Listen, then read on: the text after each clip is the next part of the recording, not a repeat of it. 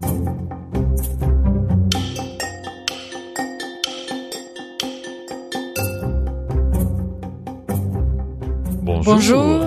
Welcome to this new episode of So French, the show about the twists and turns, intrigues and insights to all things French. Every 2 weeks we select the best, most interesting and fascinating of French news stories, all brought to you from our studio in the heart of Paris. And we also say a special bonjour to our listeners on air on World Radio Paris, the digital radio station in the Paris region. So French is broadcasted every second Saturday on 5:30 p.m. and then rebroadcasted throughout the week. My name is Sara Bertilsson. And my name is Stefan Vries. This week, with a little more than 1 week to go before the first round of the presidential elections, we're taking a new look at the French left. Because after a surprising surge in the latest polls, could we be facing a runoff between the extreme left and the far right?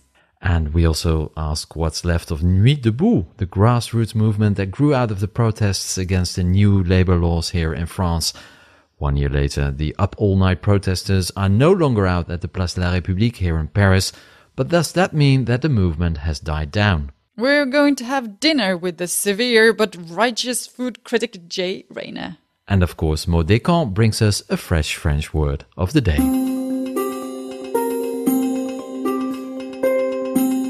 But first... Well, next Sunday, the 23rd of April, is the first round of the presidential election here in France. 11 candidates in the running, a campaign that has been nothing of what we expected it to be. Ça suffit, le déclin national. Ce projet qui est le nôtre, c'est un projet qui libère et qui protège. Soyez fiers du projet que nous... It is indeed probably the most surprising campaign ever in the history of French presidential elections. It's almost surreal, isn't it? Yeah, and I mean we've been talking about the different. We've been talking about how Fillon was the favorite, and then he, you know, with all the scandals, he dropped in the polls, and then we had the surge of Emmanuel Macron, who's sort of like the third man, and now we have a new surprise actually, because we have been talking about how badly the left has been doing in this campaign, but suddenly. This last week, we've seen a sort of a surprise rise of the French left. Yeah, Jean-Luc Mélenchon is his name. 65 years old, already in French politics for over 30 years. He's also a member of the European Parliament. He is seen as the survivor of the true spirit of socialism by some and by others as the last communist dinosaur, which is maybe a pleonasm, communist dinosaur, of France. So he's a pretty controversial figure, but he is really appealing to a large part of the population of the French who think that the left still, should get a chance to run this country. And he was doing pretty well. He was doing a good campaign, but he was still always hovering around 10%, 11%. And now suddenly there was a surge in the last 2 weeks. And it's reaching almost 19%, I think, in some of the polls. Yes, and we should say that François Fillon, of course, the candidate of the Conservatives, who has been involved in many scandals, is also around 19, 20%, in spite of all the scandals. And the other two, the two biggest candidates, Le Pen and Macron, are around 22, 23%. So we have 4 candidates who are around 20, 21%. And that only, about a week before the real election takes place. So it's a complete, unknown territory. So what do you think is, why is Mélenchon surging now in the polls? Well, I think he led a very good campaign. Of course, he's controversial, but he is a very gifted speaker in public. He is rather funny. He has always an answer. La répartie, that's something the French really like, l'esprit. So he's a good speaker. He had a very aggressive image, especially against politicians and even more so against journalists. Exactly, against media. He is an old journalist himself. Absolutely. He started as a journalist before he went into politics. But I think he underwent some very professional media training the last 2-3 years because he has become much milder, and I think that contributes to his success. He was a bit of a joke during the first debate that was a couple of weeks ago. He was a bit of the joker. He was throwing in some small witty lines here and there and making people laugh. Actually, during this quite serious and pretty boring debate, to be honest. But what he said was really pertinent. His remarks were not just like cheap jokes, but they really made a point. And he was seen as one of the winners of that debate together with Emmanuel Macron. What he also does very well is his campaign on internet, on social media. He has a huge amount of followers on the YouTube. He tries a lot of new technologies. For instance, he used a hologram for a meeting a couple of 2 months ago, and he will do it again this next week for his last meeting. He will be actually present in 7 different cities simultaneously across France by using a hologram. Well, it sounds like a gadget, but people actually really like it, and it is creating media attention, of course. Absolutely. So this about the guy. What does he really want? Actually, what's in his program of Jean-Luc Mélenchon? But he's a very traditional left-wing candidate, and he is the left, the most of the left, the most left of the leftist candidates, if to say.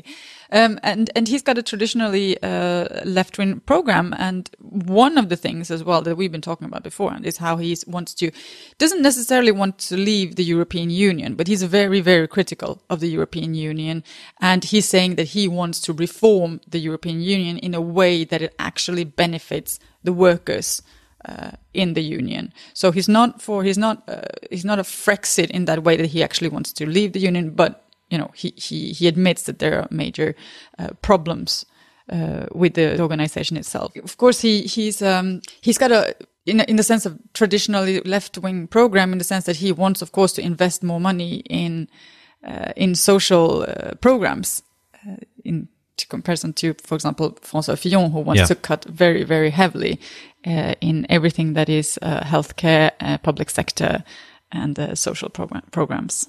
If he wins on the 23rd of April, well, when he comes in second, he will probably face off against Marine Le Pen. That's a horror story. This is what many are calling the nightmare scenario. Yes. Of course, not everyone, the voters for Marine Le Pen and Mélenchon would not agree on that, but many others are calling this a nightmare scenario, because that would mean we would have a far-right candidate up against a very much extreme left candidate. And both of them, because what's happening when we start talking about this scenario, is that the markets are actually starting to shake quite heavily, because this is for them, or this is for people in the finance, one of the worst scenarios imaginable, because of course, a Frexit, a France leaving the European Union would scare the markets very much. And also that, for example, Jean-Luc Mélenchon has said that he is going to up taxes on rich people to, very, very high numbers. To give an example, it will be forbidden to earn more than 33,000 euros a month, which sounds as a lot to us, but it's basically around 400,000 euros a year. Now, take, for instance, all the football players in France who earn 400,000 at least per month. Well, that will be done. France will be no longer a football country. Yeah, and the market analysts are saying that, that could make people, with money and also other businesses would not invest in France and also leave the country altogether if that would be the case. But I mean, we're not there yet, but we can see that this is a scenario that many wasn't even thinking about. No, it sounded completely crazy a couple of weeks ago, but at least now people are starting to talk about it, and some also getting a little bit nervous. Yes, and one thing that also fascinates me, that, well, Jean-Luc Mélenchon does not really say that he wants to leave the European Union, but he's not against leaving the European Union either. He would like to get rid of the euro, and if he wants to get rid of the euro, it might well be possible that we will pay with sucre. Do you know what the sucre is? No. Well, that's the money. It's a virtual currency of the Bolivarian Alliance for the Peoples of our America.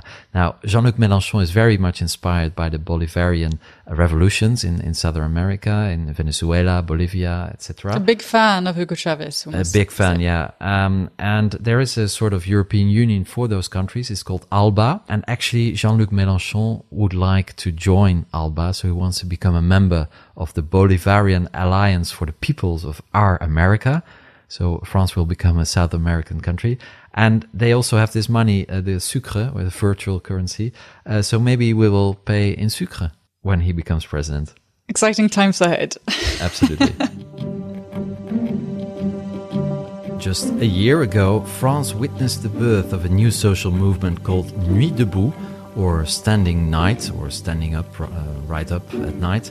It began on the 31st of March last year as a protest against proposed labor reforms known now as the El Khomri law. But the movement didn't stop after the law was signed, and it became something bigger that embraced every anger anyone has against the system. It was a movement in the city of, in the heart of Paris, at the Place de la République, but it spread out to other cities as well. And everybody thought that this was going to be a bit like the Podemos movement in Spain or other successful citizens' initiatives in Europe. But a year later, well, what happened, Maud? Does Nuit Debout still exist? Well, it still does, but in a very different way. As you may know, the Place de la République, the Republic Square, is now empty. So the protesters have, for some, choose to let it go, and they went back to work or to do their studies. But some others, like Céline, have decided to create a group to keep the project going on, the project of a new society. And according to this young activist, Nuit Debout has now taken a new shape. Okay, let's listen to Céline, who is a member of Nuit Debout. Effectivement, dans les médias, on voit souvent que... But we often see now in the media that Nuit Debout is over, that it's a failure, that it's just, now the anniversary, but there's nothing actually going on. But the reality is that people are actually working for the future. The agenda of Nuit Debout has changed a lot. It's no longer a daily occupation of Place de la République. It has transformed into a work in progress on a long-term basis. de construction pour avoir des bases solides pour continuer après. So, Mo, do you think there will actually be candidates from Nuit Debout this year at the parliamentary election, or maybe in a couple of years in 2020 when there are new municipal elections? Well, I think we can't say for sure, but it seems that the movement is still there. And there is one candidate actually at the legislative election who was one of the founders of Nuit Debout, the filmmaker François Ruffin. I know that this candidate, he's a candidate in Picardy, in the Picardy region in the north of France, as a Picardy Debout candidate. So that's just one candidate in the north of the country. But why does it take such a long time before the others are being candidates? It took 3 years to movements like the Indignados, the anti-austerity movement in Spain, to actually become an organized political movement, Podemos, and some other movement like Occupy Wall Street, whose idea have been brought into the presidential campaign 5 years after the movement appears by the candidate Bernie Sanders. Yes, and the French Bernie Sanders, according to some people, is Jean-Luc Mélenchon. And some people of this movement are also working for Mélenchon, or activists. Actually, there was two political branches in Nuit Debout. There was the citizen branch, and they actually built collective or association, organization, non-profit organization. And the other branch was the political one, but they couldn't agree on one candidate. So this branch kind of exploded. And that's why a lot of protesters from the political branches choose to work and to follow Jean-Luc Mélenchon for this political campaign. Yes, and that's Jean-Luc Mélenchon, the left-wing candidate who's doing surprisingly well in the polls. Thank you very much, Maud Descamps. Vous écoutez So French. You are listening to So French.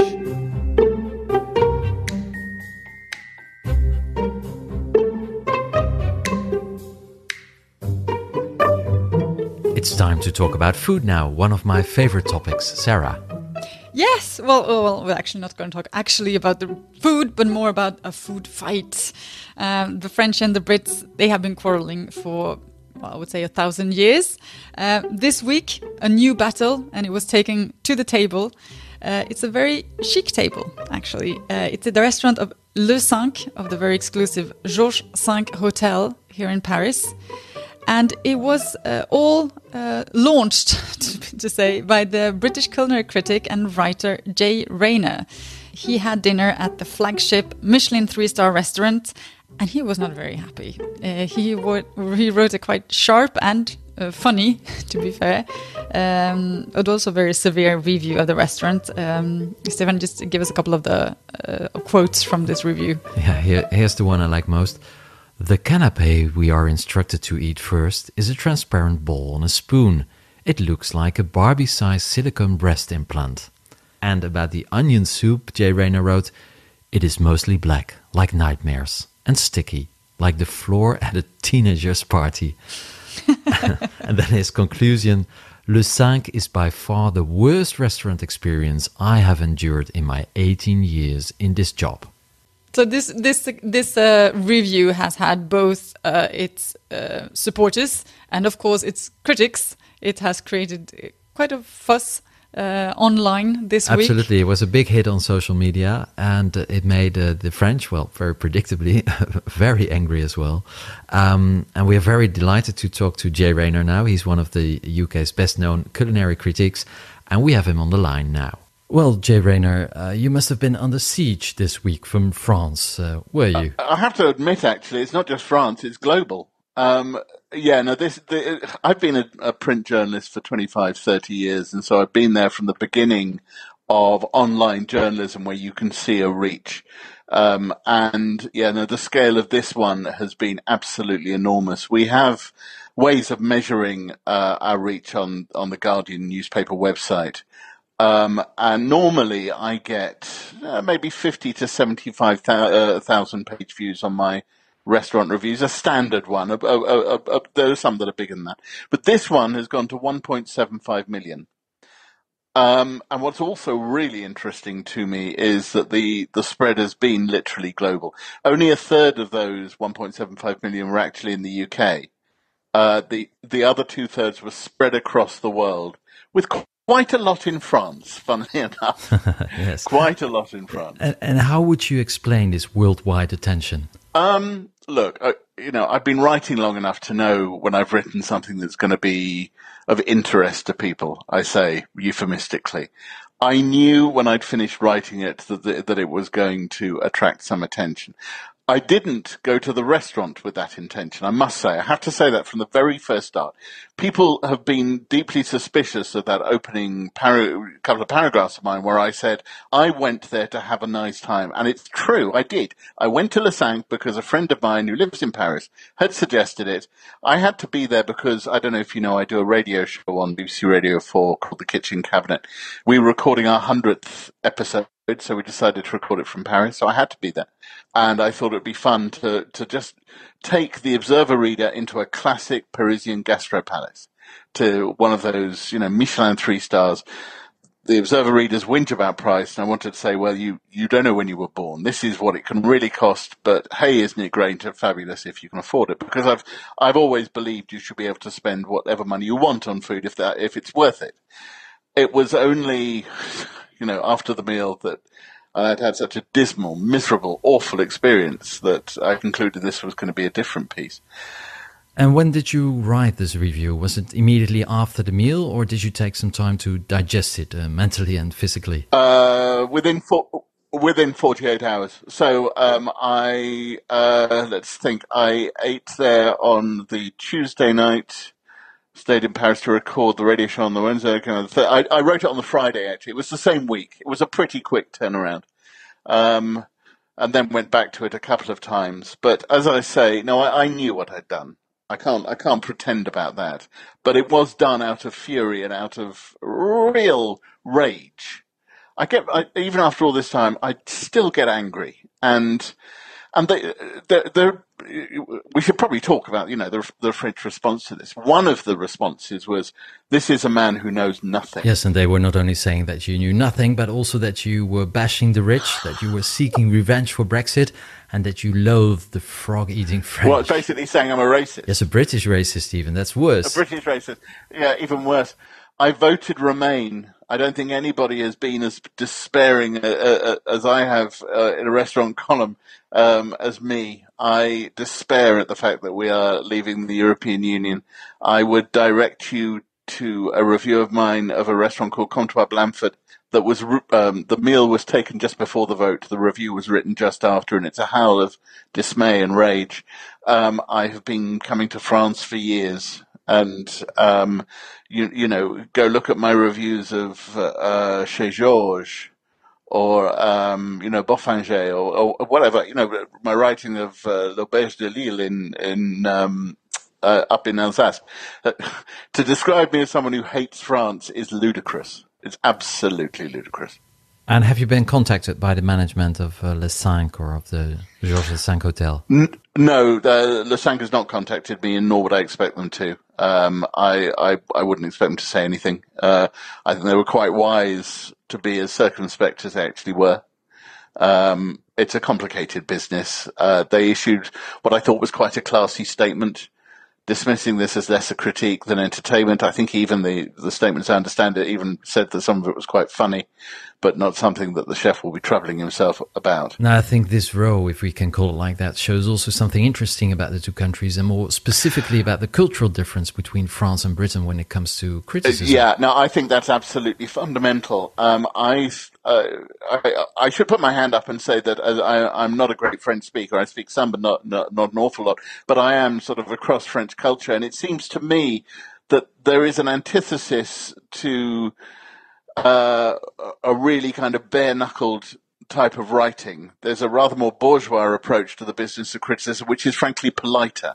Yeah, politer or more boring. and that you just do not get the kind of punchy reviews that the British press adores. So I'm not sure anywhere in the world really does them as we do. It's something peculiarly British, and has always been the way. If you go from, Dr. Johnson and Samuel Pepys through Oscar Wilde, I'm not comparing myself to any of these people, it has to be said. Just that cultural tradition. Hogarth drawing his terrible cartoons of the wealthy classes, and also Jonathan Swift. Indeed, that kind of what's called piss and vinegar approach to taking on the absurd and the moneyed, which is without virtue. It is something the British have always done. I didn't even think about it in those terms, I have to say, but there was an interview yesterday on BBC Radio 4 with a French restaurant critic from one of the nationals, in which she essentially admitted that she sort of agreed with me the essence of what I was saying about the experience, from things like, giving menus without prices to women, through to the starchiness of the service, and took no issue with me being critical of the cooking. But her real problem was with the tone. And this does seem to have been, the essence of almost all the writing about this review, that the French are baffled by the stroppy, what they see as a kind of juvenile approach, that it's not very polite. It's not polite bourgeois society to talk about people in such terms and to swear and use profanities. Although I like to think that I use them in a very careful, pointed manner. And speaking about careful, will you ever dare to come back to Paris to have dinner again? Of course I'll be coming back to Paris. I love Paris. I adore it. It was the move that night when I said to my companion, come on, let's go for a drink to get over this. And we went to the Hemingway bar at the back of the Ritz, which reopened last year. And in some ways is just, is ludicrous as well. Anywhere that charges €30 for a cocktail is bizarre. But they did it beautifully, and it was a perfect cocktail and a perfect room, and I felt like I was in the right place at the right time. There is a Paris there that is to be enjoyed. It's just not the Paris of Le Cinq. Well, if you do come back, please know that next time you're in the city, I'll be happy to invite you to share a meal. I know an excellent Italian, not very far away from our offices. They charge just €20 for a dish that, in my humble opinion, deserves at least 1 star. I look forward to it. Okay, thank you very much, Jay Rayner, culinary critic of The Guardian.